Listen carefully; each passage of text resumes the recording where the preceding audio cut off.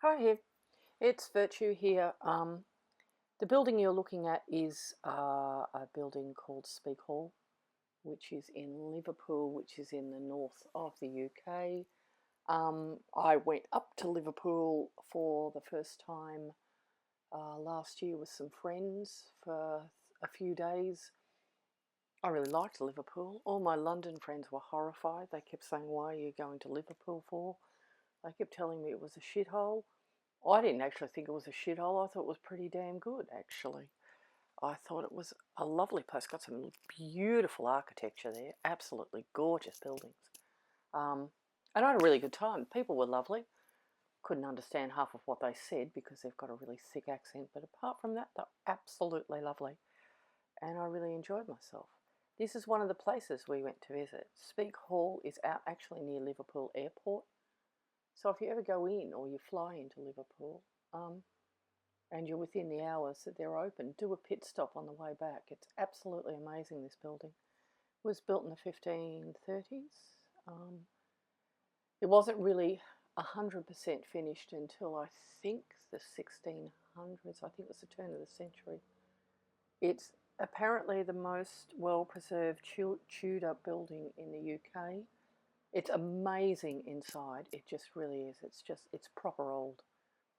It's just proper old. It's got priest holes. It's got all of these things because it was built within sort of the period of the Reformation, and they used to actually hide Catholic priests in these priest holes. They've got one that goes up the back of a chimney, and what would happen is when I don't know, the Reformation police. Sorry, I'm going to be a bit dumb because I don't know who actually policed all of this, but when they were hiding or sheltering a lot of the Catholic priests, if the authorities came out to check if they were actually doing this sort of thing, all these priests would go into the priest holes and hide. And these sort of little rooms they were, you couldn't see because it just looked like there was a wall there. And it was a really interesting place. But as usual, because of my wonderful abilities to communicate with the dead. Of course, I can't do this building without having to run into a ghost, which is what happened.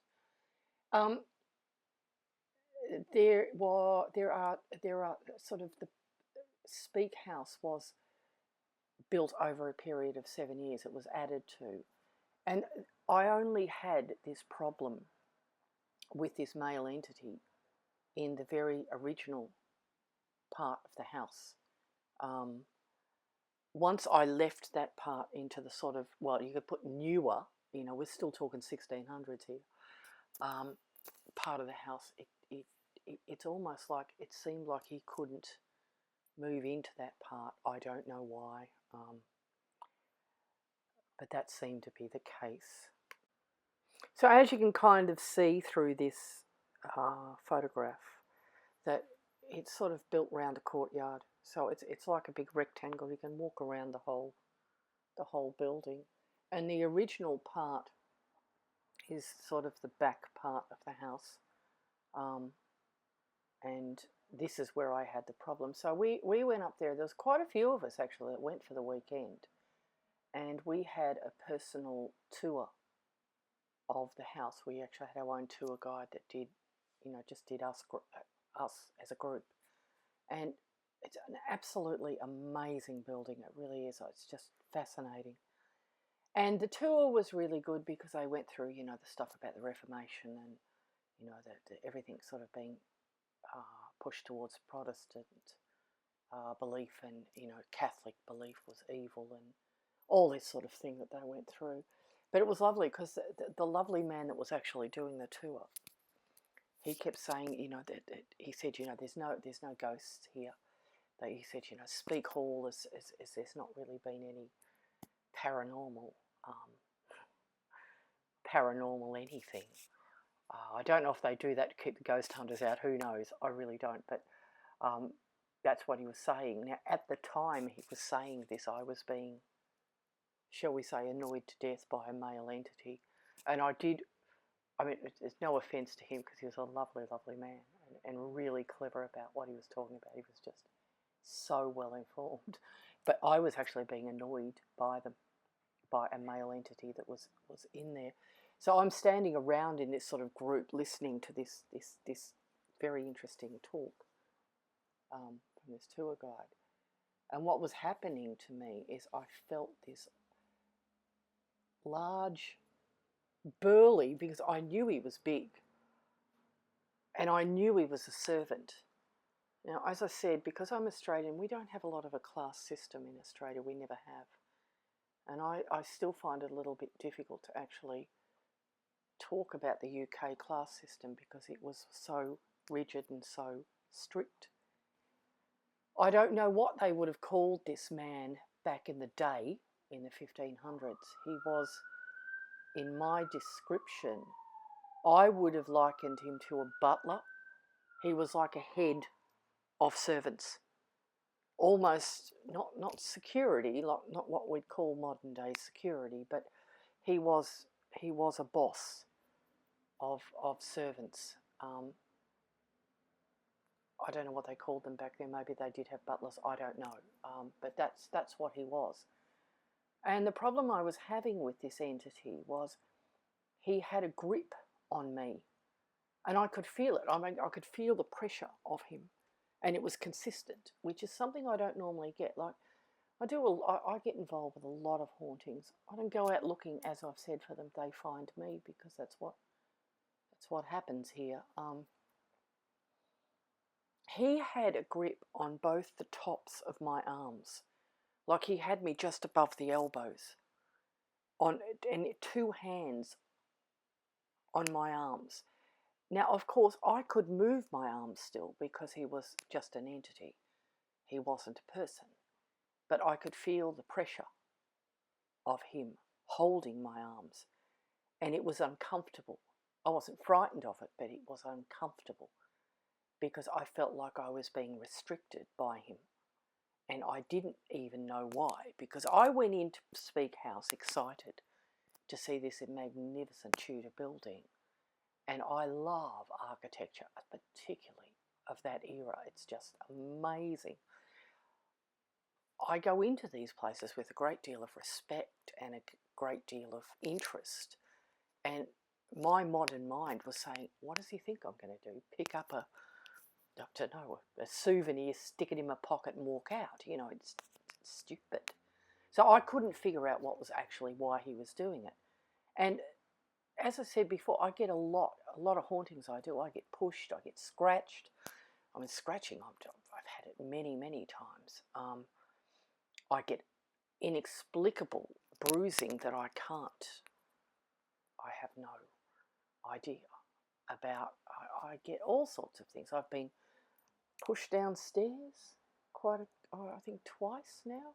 One of them was backwards, which I was lucky there was someone behind me.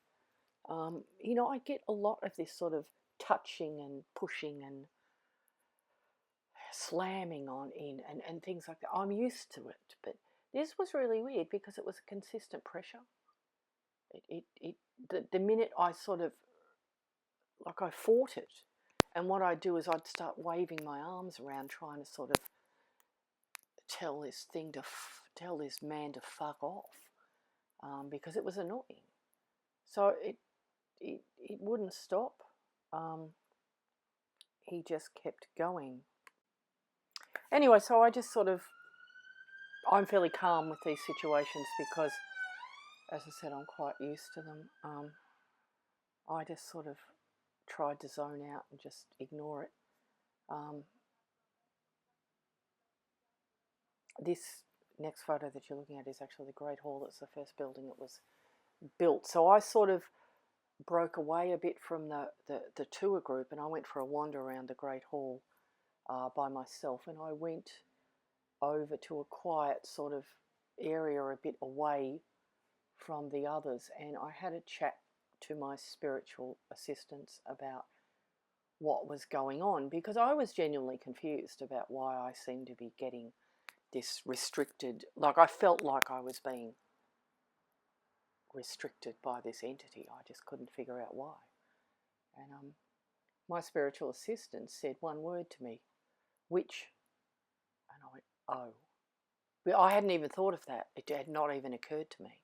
I don't really consider myself a witch. For those who haven't heard these clips before, I am what I would call a left-hand path practitioner, meaning I'm an independent spiritual practitioner. I do magic, I do, all sorts of things. I use tools, I read cards, I do Ouija, I do ascension, meaning that I grow through spirit. I grow through life and through spirit, etc. So I just, witch doesn't really, I've got nothing against witches, but witch doesn't sort of come into my mind straight away. But apparently that's why he was restricting me, because he pegged me as a witch the minute I walked in, because I practice magic. And I think had he been actually not dead, I would have been very, very quickly pushed out the door again with this get out. But again, it's one of the reasons that I find a lot of the hauntings in the UK so fascinating, is because they do have this incredible clash with our modern minds. And I know when I come against a lot of these entities, it's amazing, because I'm coming up against someone with the attitude, an attitude that is 500 years old, and you don't realise how much you've changed, or how much we have evolved since then. I mean, I could have been back then. I sort of laughed about it, because I thought, well, I could have been tied to a stake and someone set the bloody thing alight, because I just don't know what would have happened to me back then. Anyway, the thing was, I still felt the pressure. I was restricted for the entire time that I was in this original part of the building. And there wasn't really anything I could do about it, because what could I do? It wasn't really hurting me, it wasn't scaring me, it was just damn annoying.